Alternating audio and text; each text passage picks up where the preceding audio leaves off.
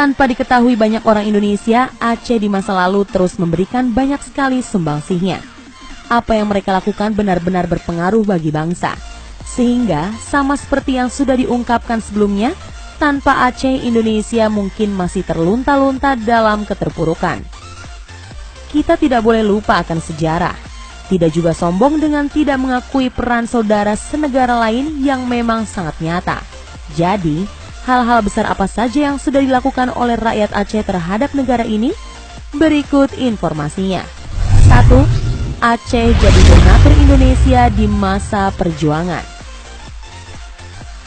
Mungkin tidak banyak yang tahu kalau sebenarnya ketika Belanda dan Jepang menjajah Indonesia, Aceh selalu dalam kondisi merdeka. Ya, rakyat Aceh berjuang gigih sehingga penjajahan tidak sampai kepada tanah mereka. Alhasil, orang-orang Aceh makmur secara ekonomi karena tidak terjerat sistem kolonial.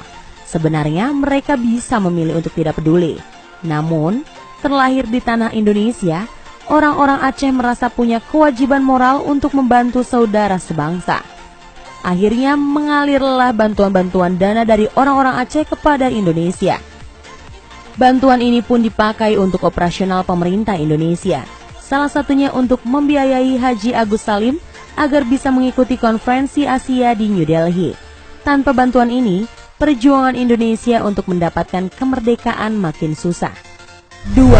Rakyat Aceh patungan lalu belikan Indonesia pesawat.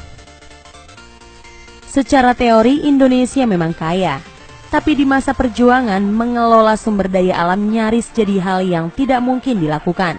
Selain terkendala modal, alat dan lain sebagainya, fokusnya saat itu adalah berjuang. Lalu, kemana Indonesia mencari bantuan yang bisa instan dan langsung? Ya Aceh.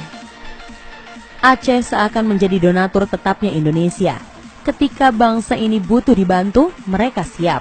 Faktanya, mayoritas sumbangan dana yang diberikan oleh Aceh kepada Indonesia berasal dari patungan rakyat. Seperti ketika Indonesia butuh pesawat, orang-orang Aceh mengumpulkan emas-emas mereka lalu mendatangkan sebuah pesawat untuk diberikan kepada bangsa ini. Ada 2 pesawat yang berhasil dibeli dari dana patungan tersebut, dan pesawat ini perannya amat vital bagi perjuangan Indonesia. 3. Aceh juga menyumbang kapal laut. Alutsista Indonesia di masa perjuangan sangatlah miris. Jangankan produksi, dulu para leluhur hanya memunguti dan juga membeli. Walaupun membeli bukanlah pilihan mudah mengingat ekonomi Indonesia tidak bagus, lagi-lagi Aceh memberikan bantuan untuk Indonesia. Kali ini berupa kapal laut dengan kode PPB-58LB. Kapal ini pun pengaruhnya sangat besar bagi bangsa. Dulu, ia dikemudikan oleh seorang laksamana muda bernama John Lee.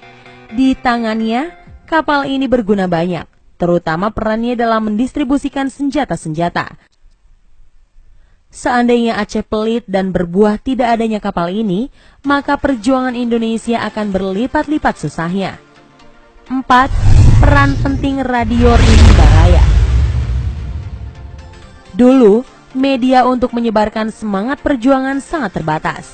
Lewat tulisan-tulisan juga sama sekali susah, lantaran distribusinya pasti diawasi penjajah serta tulisannya akan banyak dipelintir. Radio jadi satu-satunya alat orang-orang dulu untuk saling berbagi kabar perjuangan. Meskipun demikian, tak banyak radio yang berdiri dan kemudian melakukan siaran berharga itu.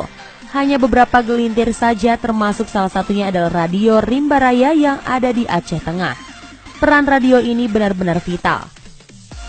Para penyiarnya selalu tak henti-hentinya memberikan informasi penting tentang perjuangan bangsa. Misalnya dengan menegaskan bahwa Indonesia tetap berdiri ketika radio Belanda tak bosan-bosannya mengingatkan dunia jika mereka sudah menghapuskan bangsa ini. 5. Menyumbang emas Monas sebagai lambang kedikdayaan bangsa. Terletak di ibu kota dengan bangunannya yang hebat, Monas adalah representasi perjuangan bangsa. Ditambah lagi dengan emas seberat 38 kg di bagian teratas monumen yang makin membuat bangsa ini bisa membusungkan dada sebagai negara berdaulat yang tidak bisa diganggu-gugat. Tahukah siapa yang menyumbang emas ini? Ya, Ia adalah seorang pria asal Aceh. Bernama Tengku Markam, pria ini menyumbang 28 kg dari 38 kg emas di ujung Monas. Kalau dikonversi menjadi uang saat ini dengan harga emas per gram Rp500.000, maka Tengku Markam mengeluarkan sekitar 14 triliun rupiah. Benar-benar jumlah yang tidak main-main kan? Sayangnya, jasa Markam sudah jarang diingat lagi hari ini. Pantaslah kalau Aceh dilabeli sebagai daerah istimewa. Pasalnya, apa yang dilakukan penduduknya benar-benar besar perannya bagi eksistensi Indonesia.